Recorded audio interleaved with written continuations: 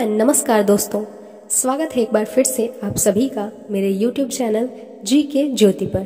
Friends, इस video में हम लेकर आ रहे हैं बीपीएससी प्रधान शिक्षक परीक्षा के लिए मॉडल सेट। इसमें आपको 25 इंपॉर्टेंट सवाल मिलेंगे जिसके थ्रू आप अपनी जानकारी को चेक कर सकते हैं और अपने ज्ञान को और बढ़ा सकते हैं, अपनी तैयारी और अच्छी कर सकते हैं।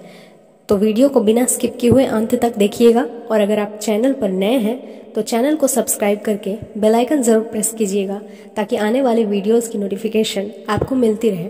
तो आइए शुरू करते हैं। हमारा पहला सवाल है, भारत में यौन उत्पीड़न विरोधी कानून, रोकथाम, निषेध और शिकायत निवारण अधिनियम 2013 किसकी रक्षा के लिए लागू किया गया? कार्यस्थल पर महिलाओं के लिए, ट्रांसजेंडर पुरुषों के लिए, बच्चों के साथ दुर्व्यवहार के लिए, लिव इन पार्टनर्स के लिए। तो हमारा राइट आंसर हो जाएगा ऑप्शन ए, कार्यस्थल पर महिलाओं के लिए। भारत में यौन उत्पीड़न विरोधी कानून, रोकथाम, निषेध और शिकायत निवारण अधिनियम 2013 लोकसभा में 3 सितंबर 2012 तथा राज्यसभा में 26 फरवरी 2013 को पास किया गया। यह 23 अप्रैल 2013 को राष्ट्रपति के हस्ताक्षर होने के उपरांत 9 दिसंबर 2013 में प्रभावी हुआ। इसका उद्देश्य कार्यस्थल पर महिलाओं का यौन उत्पीड़न रोकना है। अब हमारा अगला सवाल है, ब्लड कैंसर को आमतौर पर इस नाम से जाना जाता है: leucoderma, leukaemia, haemophilia, sickle cell anaemia. तो हमारा राइट आंसर हो जाएगा option B, leukaemia. Blood cancer को आमतौर पर ल्यूकेमिया के नाम से जाना जाता है। इस कैंसर में सामान्य रक्त कोशिकाओं में श्वेत रक्त कोशिकाओं यानी कि WBC की मात्रा असामान्य तरीके से बढ़ जाती है। अब हमारा अगला सवाल है, प्रकाश संश्लेषण का प्रथम स्थायी उत्पाद है स्टार्च मंड, सुक्रोज, इक्षु शर्करा, फॉस्फोग्लिसरिक अम्ल, ग्लूकोज। तो हमारा राइट आंसर हो जाएगा ऑप्शन सी, फॉस्फोग्लिसरिक अम्ल। सजीव कोशिकाओं के द्वारा प्रकाशीय ऊर्जा को रासायनिक ऊर्जा में परिवर्तित करने की क्रिया को प्रकाश संश्लेषण कहते हैं। इस प्रक्रिया का प्रथम स्थायी उत्पाद फॉस्फोरिक ग्लिसरिक अम्ल है। अब हमारा अगला सवाल है, पीएच स्केल का परिसर है 0 से 7 तक, 8 से 14 तक, 0 से 14 तक, इनमें से कोई भी नहीं। तो हमारा राइट आंसर हो जाएगा ऑप्शन सी, 0 से 14 तक। पीएच पैमाने में 0 से 14 तक अंक होते हैं। इसके मध्य बिंदु 7 को उदासीन बिंदु कहते हैं।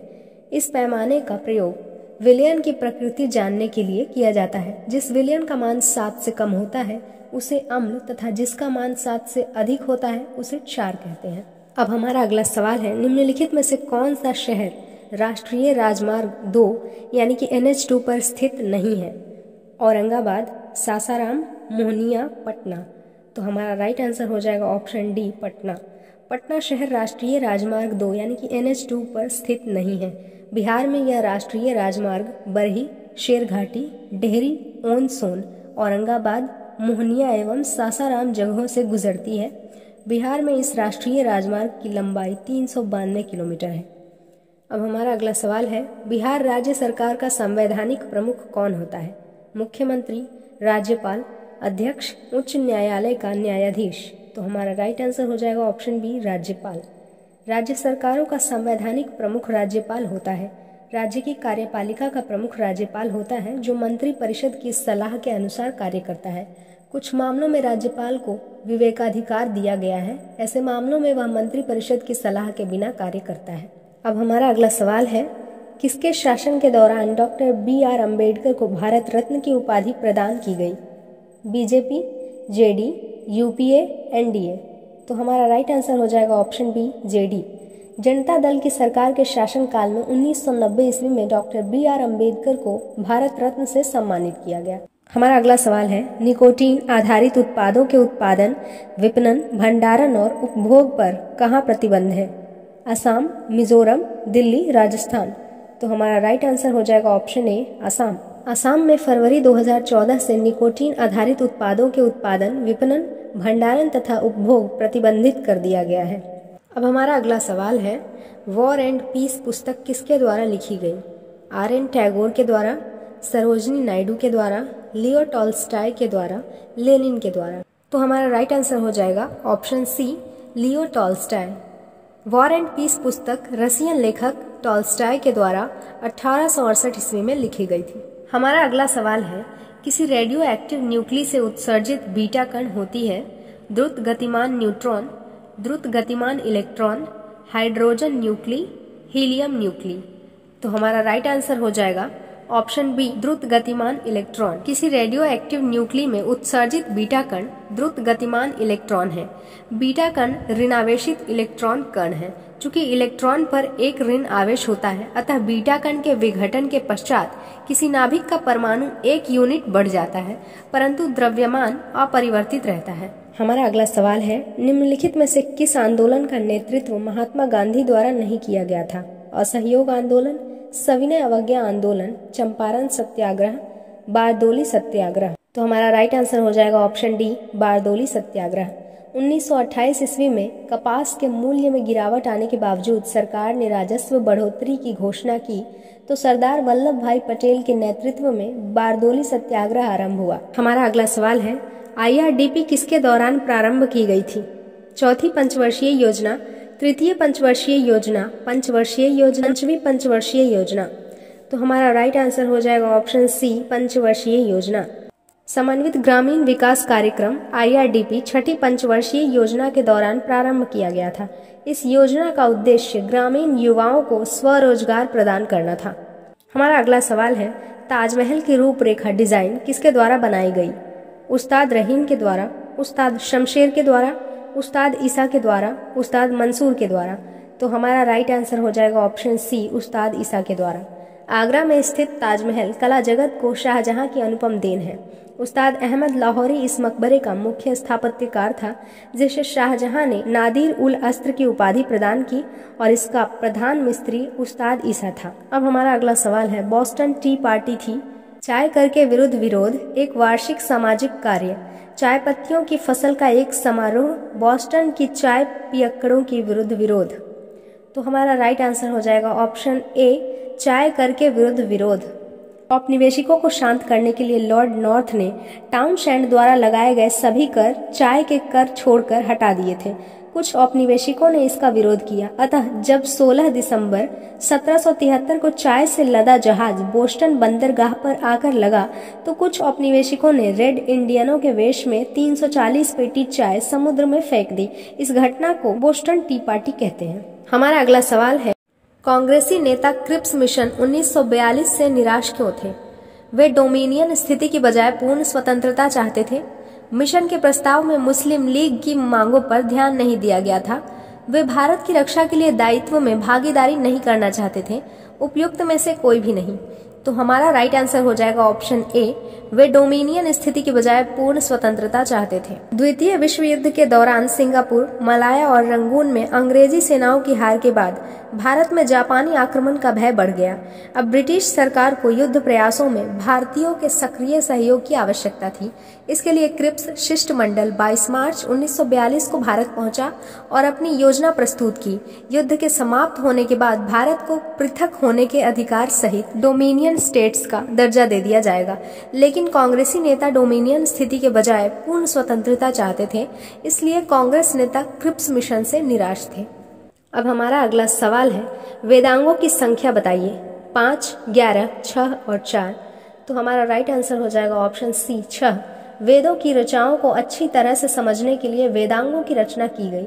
वेदों को समझने में वेदांग काफी सहायक है। वेदांगों की कुल संख्या 6 है, जिसमें है शिक्षा, निरुक्त, कल्प, छंद, व्याकरण तथा ज्योतिष। अब हमारा अगला सवाल है, द्विबीज तने में दारू और पोजवाह के बीच में उपस्थित परत है। एधा कैम्बियम, मंड आच्छद, मज्जा पीठ, रंभ। तो हमारा राइट आंसर हो जाएगा ऑप्शन ए, एथा कैम्बियम। द्विबीज तने में दारू, जाइलम और पोजवाह फ्लोएम, इन दोनों के बीच उपस्थित परत एधा कैम्बियम है। एघा कैम्पियम से जाइलम और फ्लोएम का निर्माण होता है। एक बीज पत्री तने में एधा कैम्बियम अनुपस्थित होती है। अब हमारा अगला सवाल है, सामूहिक खेती यहाँ के घास स्थलों में की जाती है। Pampas, steppes, veld, prairie. तो हमारा राइट आंसर हो जाएगा ऑप्शन बी, स्टेपीज। सामूहिक खेती स्टेपीज घास के मैदानों में की जाती है। स्टेपीज को शीतोष्ण कटिबंधीय घास का मैदान भी कहा जाता है। यहाँ गेहूं की खेती प्रमुखता से की जाती है। इसका विस्तार एशिया, उत्तरी अमेरिका, ऑस्ट्रेलिया, दक्षिणी अफ्रीका तथा अर्जेंटीना में है। अब हमारा अगला सवाल है, अगर पृथ्वी घूर्णन रोक दे तो इसके सतह पर गुरुत्वाकर्षण का स्वतः मान सर्वत्र वही रहेगा, कुछ जगहों पर बढ़ेगा और अन्य स्थानों पर वही रहेगा, सर्वत्र बढ़ जाएगा, सर्वत्र घट जाएगा। तो हमारा राइट आंसर हो जाएगा ऑप्शन बी, कुछ जगहों पर बढ़ेगा और कुछ अन्य स्थानों पर वही रहेगा। अगर पृथ्वी घूर्णन रोक दे तो इसके सतह पर गुरुत्वाकर्षण का स्वतः मान कुछ जगहों पर बढ़ेगा और कुछ अन्य जगहों पर वही रहेगा। हमारा अगला सवाल है, उच्च न्यायालय के प्रारंभिक क्षेत्राधिकार के अंतर्गत कौन से मामले आते हैं?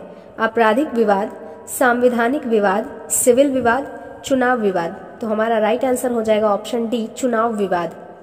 उच्च न्यायालय का प्रारंभिक क्षेत्राधिकार मौलिक अधिकारों को लागू कराना, अनुच्छेद 226, राजस्व संबंधी विवाद, विवाह विच्छेद, वसीयत, कंपनी कानून तथा विधानसभा के चुनावी संबंधी आदि मामले उच्च न्यायालय के प्रारंभिक क्षेत्राधिकार के अंतर्गत आते हैं। हमारा अगला सवाल है, अस्थायी चुंबक बनाने के लिए प्रयोग किया जाता है नर्म लोहा, इस्पात, कड़ा लोहा, उपयुक्त सभी। तो हमारा राइट आंसर हो जाएगा ऑप्शन बी, इस्पात। अस्थायी चुंबक बनाने के लिए इस्पात, स्टील का प्रयोग किया जाता है, जबकि अस्थायी चुंबक बनाने के लिए नर्म लोहे का प्रयोग किया जाता है। हमारा अगला सवाल है, एंजाइम है कार्बोहाइड्रेट, जैविक उत्प्रेरक, वसा, इनमें से कोई नहीं। तो हमारा राइट आंसर हो जाएगा ऑप्शन बी, जैविक उत्प्रेरक।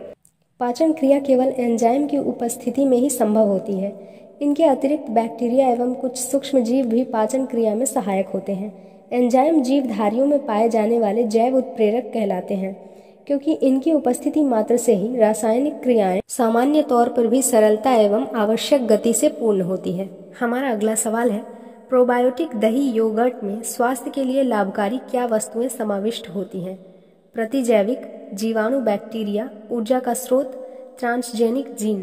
तो हमारा राइट आंसर हो जाएगा ऑप्शन बी, जीवाणु बैक्टीरिया।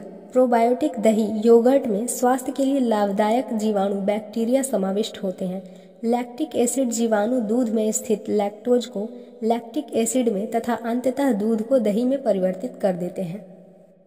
हमारा अगला सवाल है, भारत का प्रथम बैंक था Punjab national bank, state bank of India, reserve bank of India, bank of Baroda. तो हमारा राइट आंसर हो जाएगा option A, Punjab national bank. पूर्ण रूप से पहला भारतीय बैंक पंजाब नेशनल बैंक था। इसकी स्थापना 1894 ईस्वी में लाहौर में हुई थी। इसका प्रधान कार्यालय भीकाजी कामा प्लेस, नई दिल्ली में है तथा इसका राष्ट्रीयकरण 19 जुलाई 1969 को हुआ था। हमारा अगला सवाल है, क्राइवॉय रॉक किसके संसाधनों से भरपूर है? ताम्र, मैग्नीज, कोयला, लौह अयस्क। तो हमारा राइट आंसर हो जाएगा ऑप्शन डी, लौह अयस्क। क्राइवॉय रॉक क्षेत्र पूर्वी यूक्रेन प्रदेश में नीपर नदी के पश्चिम में स्थित है, जो दोनेत्ज बेसिन की कोयले की खानों के समीप है। इस क्षेत्र में पूर्व सोवियत संघ का सबसे अधिक लौह अयस्क लगभग 58% का उत्पादन होता है। तो फ्रेंड्स, आज के लिए बस इतना ही। ये थे हमारे 25 क्वेश्चंस के सेट। इसमें आप कितना सही कर पाए हैं ये हमें कमेंट करके ज़रूर बताइएगा। फिर मिलते हैं अगले वीडियो में अगले मॉडल सेट के साथ। Till then, bye bye.